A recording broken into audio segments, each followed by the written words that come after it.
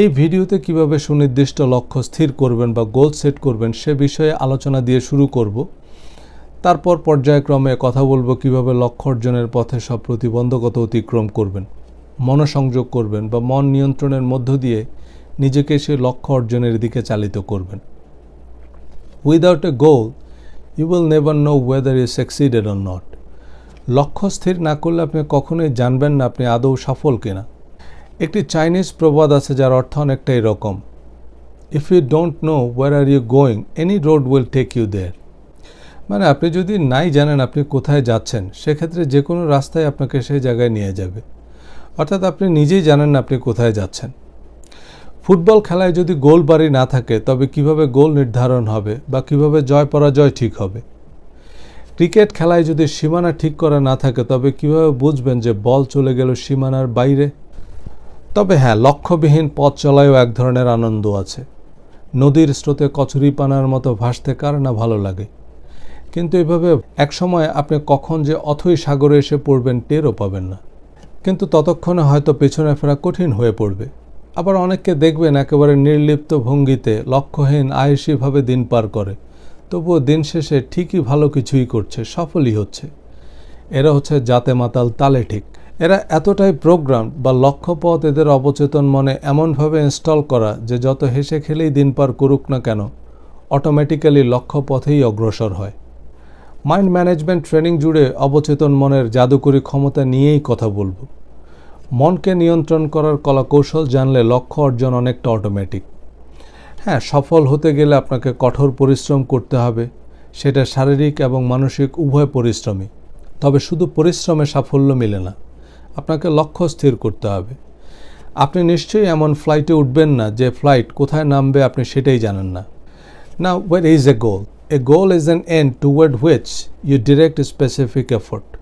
লক্ষ্য এমন একটি গন্তব্য যেদিকে আপনি আপনার সুনির্দিষ্ট প্রচেষ্টাকে চালিত করেন। লক্ষ্য অর্জনের জন্য you have to be a problem solver. আপনাকে সমস্যার সমাধানে দক্ষ হতে হবে, কারণ সমস্যার সমাধান মানেই সাফল্য। সমস্যাই যদি না থাকে তো আপনার দরকার কি? কারো আইনি সমস্যা না থাকলে তার তো উকিলের দরকার নেই, বা শারীরিক সমস্যা না থাকলে তো কেউ ডাক্তার ডাকবে না।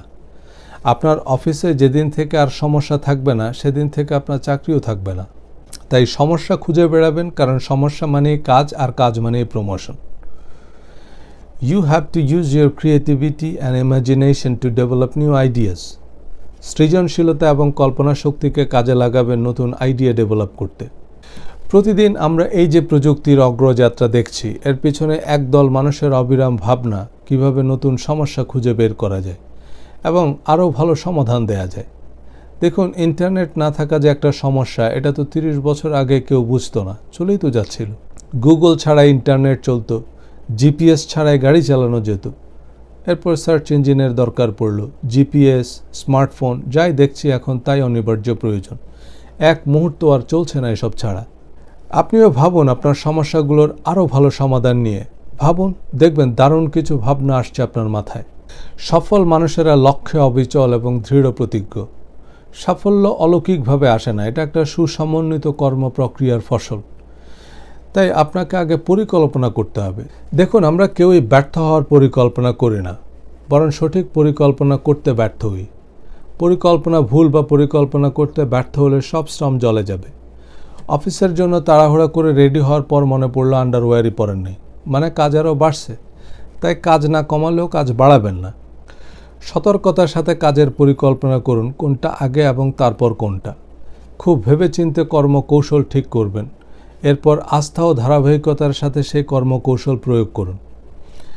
একটা ভালো কর্মপরিকল্পনা এবং কর্মকৌশল থাকলে কাজটা অনেক সহজ। একটা যুদ্ধে যুদ্ধ পরিকল্পনা এবং যুদ্ধ কৌশল ঠিক করে শীর্ষ জেনারেলরা। যুদ্ধ পরিকল্পনা ও কৌশল ভালো হলে সৈনিকদের জন্য যুদ্ধ জয় অনেক সহজ। এ কারণে যুদ্ধ জয়ের কৃতিত্ব জেনারেলরাই পায়।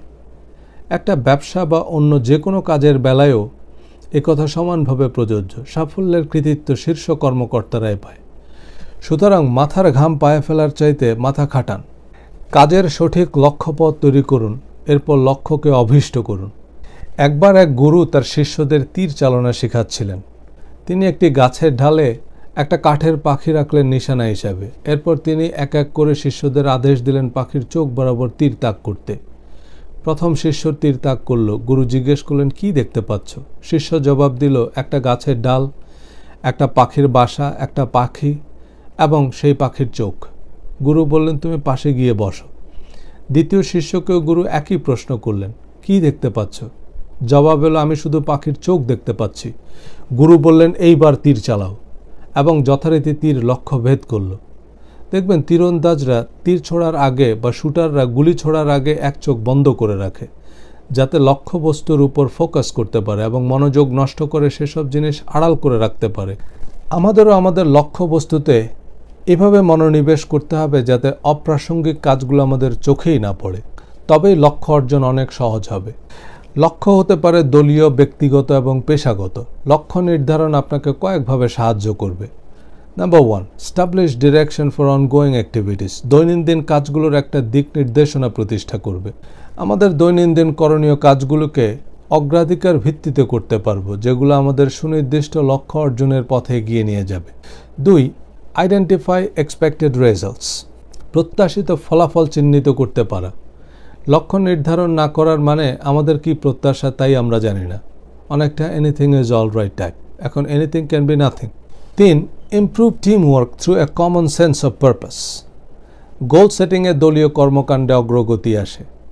একটা অভিন্ন উদ্দেশ্য সাধনের প্রচেষ্টার মধ্য দিয়ে পুরো দলে একটা কর্মচাঞ্চল্য তৈরি হয়। 4, increase performance level by setting targets to be achieved. একটা সুনির্দিষ্ট লক্ষ্য স্থির করলে সেটি পারফরমেন্স বাড়ায়।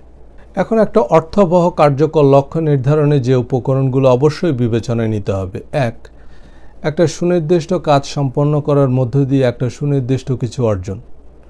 আমি অনেক টাকার মালিক হতে চাই। এই অনেক টাকা মানে এক একজনের কাছে এক একটা অঙ্ক। একজন রিক্সাওয়ালা যদি বলে আজকে আমার অনেক টাকা লস হয়েছে, কত হতে পারে?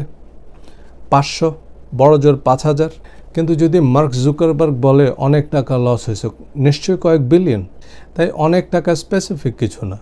আবার কিভাবে সে অনেকগুলো টাকা আসবে? বা অনেক ভালো একটা চাকরি পেতে চাই, নাথিং স্পেসিফিক। কারো কাছে পিয়নের চাকরি অনেক ভালো চাকরি। আবার বারাক ওবামাকে যদি এখন ভাইস প্রেসিডেন্টের চাকরিও দেওয়া হয়, সেটা তার জন্য ভালো কোনো চাকরি নয়। 2, পরিমাপযোগ্য।